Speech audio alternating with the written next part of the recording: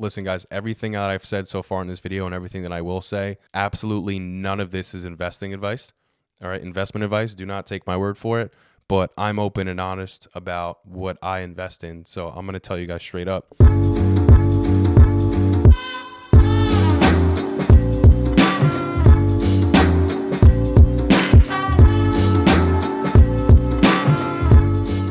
Hey, what's going on, everybody? Welcome back to Hit with the Business. I'm your host, Paul Matt. Today, we will be running through a video explaining just how the US dollar can completely crash and how its value has been defaced for the past 100 years, what can precede the dollar, and just how this can all play out. This is impending. It's going to happen at some point. We're going to look at some things that Ray Dalio talked about, Robert Kiyosaki. We're going to take a look at central bank digital currencies. We're going to talk about cryptocurrency, about the ISO 20022 compliance. We're going to talk about the US dollar and the Federal Reserve. Let's get into it. To start, we need to understand that the US dollar is a fiat currency. No fiat currency in history has ever withstood the tale of time, and they have all come collapsing down. The US dollar is a fiat currency, meaning it's not backed by anything. It was backed by gold, but then in 1971, it was taken off the gold standard. According to the Federal Reserve themselves, the value of the US dollar has been defaced by 95% since 1913. The Federal Reserve was founded and started in 1913. They get to print money.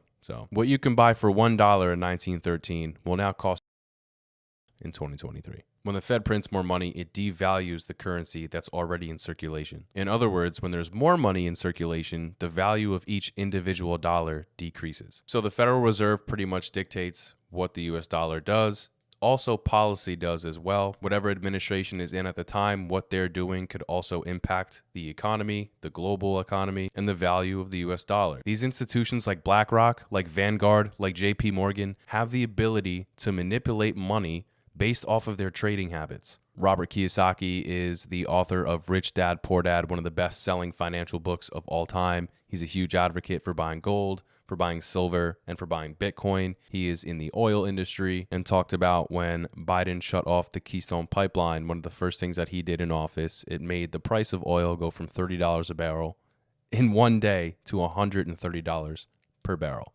Good for him. Not good for anyone else. Anybody literate of finances and how banking works will tell you that fractional reserved banking is the downfall of our banking system, and it's the reason why we have all these liquidity issues and all these issues in general. So I'm going to let Robert take it away. Let's get to this video. Would you save money when they're printing money? Because you didn't, I don't know. Because that's what you've been told to do. Of course. So question that. I questioned all that. Why would I save money when they print money? Then they tell you to save money. Do you know why they tell you to save money? I don't know. Because the system of banking, so when you save, so let's say you save $1 US or €1 or 1 yen, the banking system can lend out 10. So the entire system is called the fractional reserve system. The fractional reserve system is also printing money. And then they tell you to save money. So they want you to save money so they can lend out your money 10 times. I honestly think Jerome Powell is doing what he needs to do, essentially, right now for this economy. He's been giving a really hard task after the pandemic and, keeping things the way they are and trying to get inflation under check, especially when all the policies going on right now are just... Also, I do like his honesty as well. They're asking him questions and he's flat out saying, yeah, this is what we're doing. So let's get to this quick video by Jerome Powell. He flooded the system with money. Yes, we did. That's another way to think about it. We did. Where does it come from? Do you just print it? We print it digitally. So we as a central bank, we have the ability to create money digitally, and we do that by buying treasury bills or bonds or other government guaranteed securities, and that actually increases the money supply. We also print actual currency, and we distribute that through the Federal Reserve banks. So, that's it. This is the Fed Chair Jerome Powell flat out telling you how it works. And, obviously these individuals are going to bail out the bigger banks like Silicon Valley, number 16th largest in America, because people had money on there. This was 65,000 small tech startup companies that took loans from Silicon Valley Bank, which embroiled venture capitalist money, big wealthy individuals who can use a bailout. Janet Yellen already said that these regional banks are not going to be bailed out. This right here on Twitter, the Fed does not contain the regional bank collapse. If they do not, there will be another Great Depression. Small/medium banks account for 50% of U.S. commercial and industrial lending, 60% of residential real estate lending, 80% of commercial real estate lending, and 45% of consumer lending. If you're watching right now on YouTube, I have a nice graph pulled up to show you all these serious numbers. Elon Musk commented on the post that this is a serious risk. Peter Schiff also commented on the post. This guy's been around for decades, has investment portfolios for individuals. He's a huge gold guy, but he does not believe in Bitcoin. I think he's bananas for it, especially right now. You know, we see the banks collapse and people are blaming it on crypto, which is absolutely absurd. There's no merit for that at all, and it's not true at all. You know, the banks are collapsing because of individuals being over leveraged and because of fractional reserve banking. Silvergate Bank also collapsed, a cryptocurrency friendly bank. And then Signature Bank, the last crypto bank to fall, was healthy. There was absolutely nothing wrong with its balance sheet. Its balance sheet. You know, there is for sure a coordinated attack against cryptocurrency via the Biden administration, via regulators, via Gary Gensler, who wants to qualify every single cryptocurrency outside of Bitcoin as a security, which, I mean, the only other person I see agreeing with that is Michael Saylor, who's the biggest Bitcoin bull and rider I've ever seen ever, because he has to be. It's Michael Saylor. If you don't know this man or his situation, he has crazy amounts of leverage on Bitcoin through his company MicroStrategies. And I mean, he has to talk about Bitcoin over anything at this point because it's a liability if he doesn't.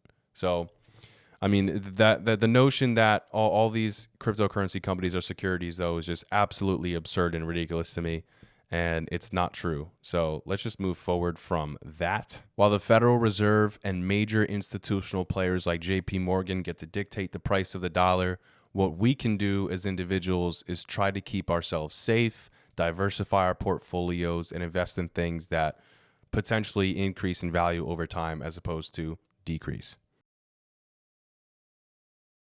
If we aren't going to use the US dollar and we are shifting to something different, then what is that going to look like? Central bank digital currencies. This is something that I've been talking about on my channel since its inception last year. 9 out of 10 central banks in 2022 admitted that they were working on one. Jerome Powell, the Federal Reserve Chair, admitted that they were working on one. They will have complete surveillance and control over your spending habits, what you're allowed to spend on, your spending limits. You're a right-wing conspiracy theorist or something like that, maybe they can shut off your access to spend the money in general. You know, we already saw this happen in Canada via the truckers' protest. Their banks were shut. This is why the need for a cryptocurrency or something where you can hold and own your own money, no one can seize it or take it from you, something like Bitcoin. This is why it's increasing in value. We saw through these bank crashes, Bitcoin just decided to go on a little run, and up to 27, it's now at $28,000. It went up dramatically when banks are collapsing because people are starting to get that we can't trust central authorities and banks. I want to bring up something else as well. I've talked about this on my channel a lot last year. So this is called the ISO 20022 compliance. This is a cross-border payments system that is going to be working alongside SWIFT, which is the payment system for cross-border payments that has existed for a very long time. It's outdated. It's old technology. And ISO 20022 is a new layer that's going to coexist along the current one. So here we are, Swift.com. Why you should adopt it now for cross-border payments. Beginning in March 2023, the way the Swift community engages payments, messages is being transformed with ISO 20022. It promises to unlock huge opportunities for financial institutions, such as boosting operational efficiency, enhancing customer experience, and enabling innovative new services. So let's go take a look at this picture here, guys. These are all the cryptocurrency companies that are included in the ISO 20022 compliance. So we definitely should keep our eyes on this. You also see some traditional players, JP Morgan, Circle, which funds USDC, which is a stable coin. A large portion of funds were coming from Silicon Valley Bank that was funding Circle, which I believe Circle is funded by Goldman Sachs, I think it is. So we have Algorand, Stellar or XLM, IOTA, and guys, Ripple, XRP. All right. I personally am an XRP investor. And listen, guys, everything that I've said so far in this video and everything that I will say, absolutely none of this is investing advice. All right. Investment advice. Do not take my word for it.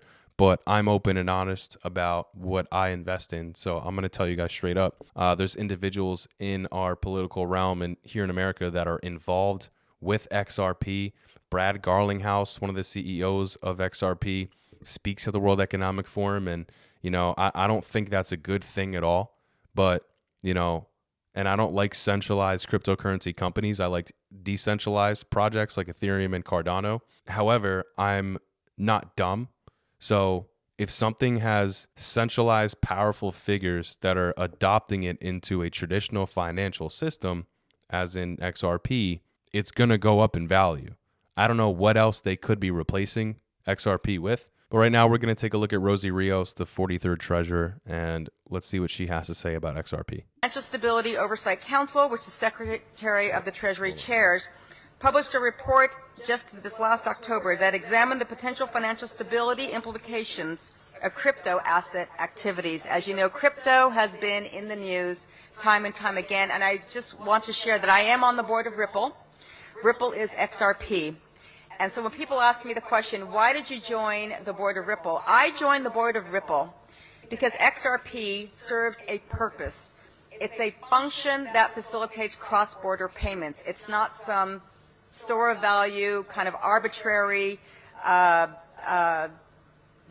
that is not pegged to anything. This is actually what legitimate financial institutions use, specifically for cross-border payments. So instead of days and dollars, it's seconds and cents. That's it right there. Instead of days and dollars, it's second and cents. And you guys have to understand that that might not seem like a big deal, but that frees up liquidity, like large amounts of liquidity. So big institutions and all these individuals will have less room for error now if they're over leveraged or they are practicing bad business habits when it comes to banking and finances. This is big for anybody. You know, if let's say you're here working in America and you send money back home to support your family back home from wherever you came from, your respected native country. Like she said, instead of being charged dollars to make that payment and waiting days for it to go through, you're being charged cents for it and it goes through instantly. So this is an obvious upgrade to the cross-border payments and this financial system. Just getting back to CBDCs again real quick, guys. I just want to, you know, last year when I was talking about all these, it was all kind of being rolled out and all this stuff. But in 2023 now, at the end of 2022, it's been trying to, you know, be passed, but in plenty states. And we're going to take a look real quick at Kristi Noem, who is South Dakota, I believe she represents. And she said that more than 20 states have the same UCC language in front of them. These bills change the definition of money, make it harder to use cryptocurrency, and make it easier for the federal government to impose a central bank digital currency. In South Dakota, we are the session that completes its business earliest in the year. We are the first ones to really look at this bill and find out the truth of what's in it. And I did veto that bill. I'm asking my legislators to change their minds, to make the right decision and help me kill this bill once and for all. But I'm telling you, Tucker, we've got the same language coming to over 20 other states.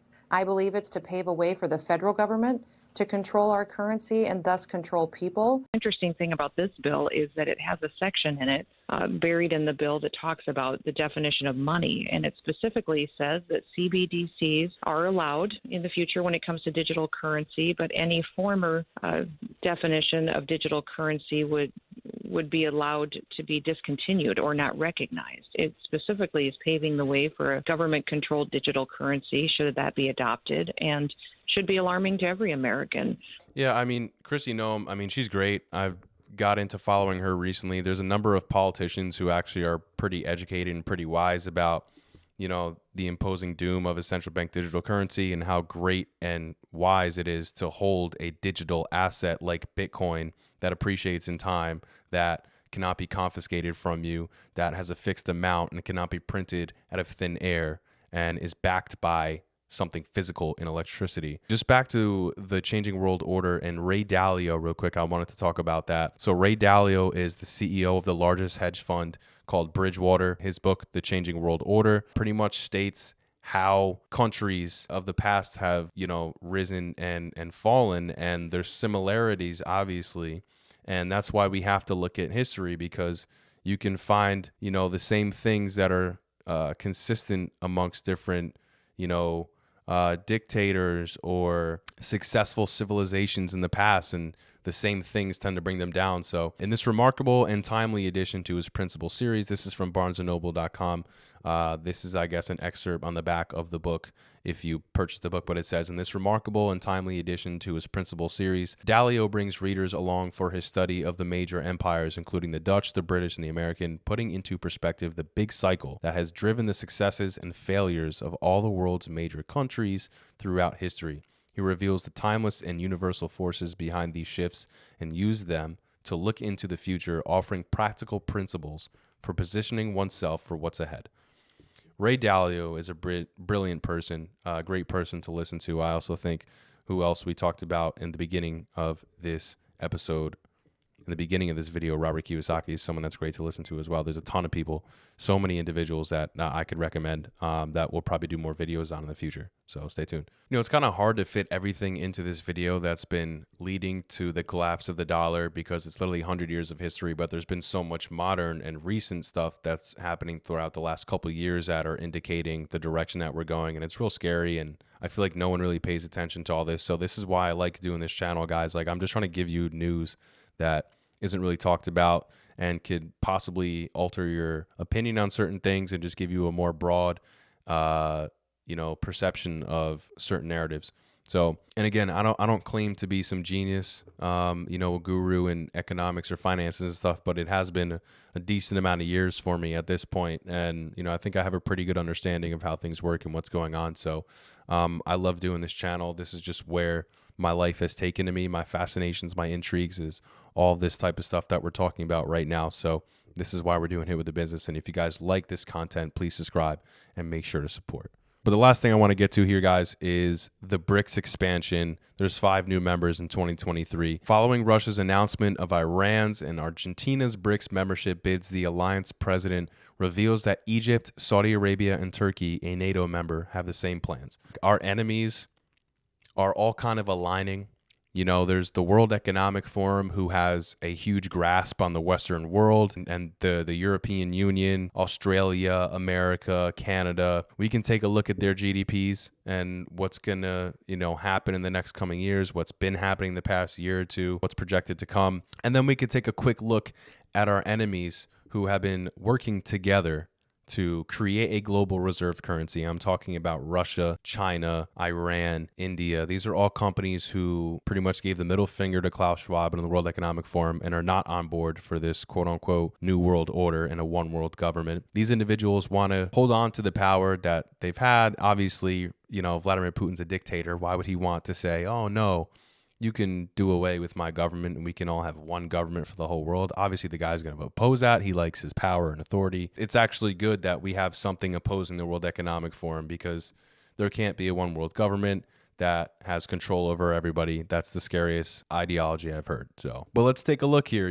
We have these countries and our enemies operating their economies, in a wiser fashion than we are, and not moving to green new energy and all these billions of dollars being spent on something that is not working at all and has proven to not work at all yet. We can talk about the crisis Germany has gotten into with their energy. Donald Trump warned them a couple years back and was laughed about that, even though he was exactly right. Germany is currently dependent on Russia for their electricity, essentially, and individuals in Germany the past year have had to decide whether they want to heat their homes or eat food. So, but let's take a look at our enemies, operating their economies just fine. Expected GDP growth in 2023, Saudi Arabia 7.6, India 6.8, China 5.2.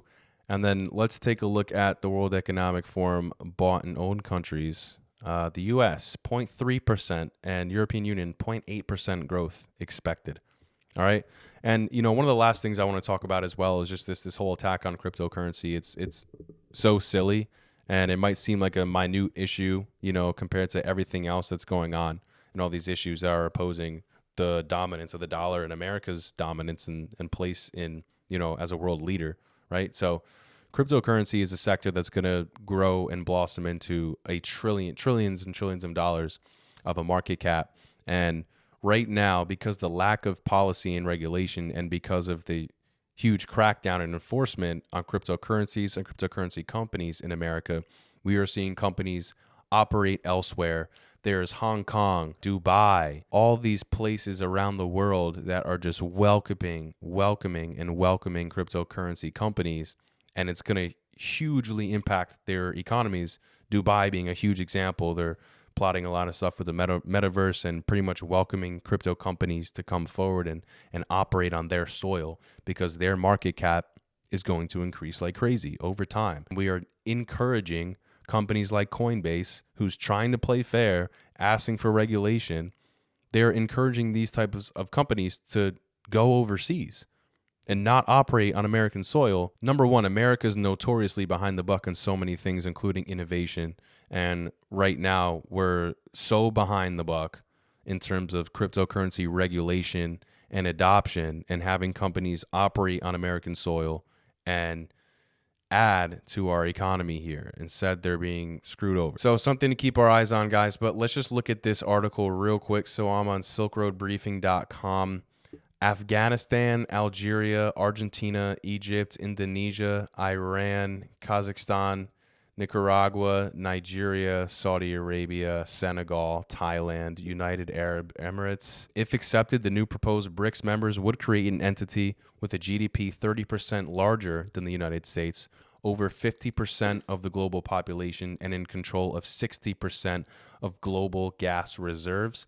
And guys, I already mentioned Turkey as well became a part of the BRICS in 2023 now. And Turkey has been importing a crazy amount of gold in 2022. And like I also said, these countries are working together to create a new global reserve currency that is not the US dollar. I believe China is working together with Saudi Arabia now, and they're going to start trading oil in the yen, I believe, instead of the US dollar, but that's really it, guys. I just really wanted to do a video about the value of the US dollar. There's so many rumors going that, everything's going to collapse. The dollar's going to go to crap.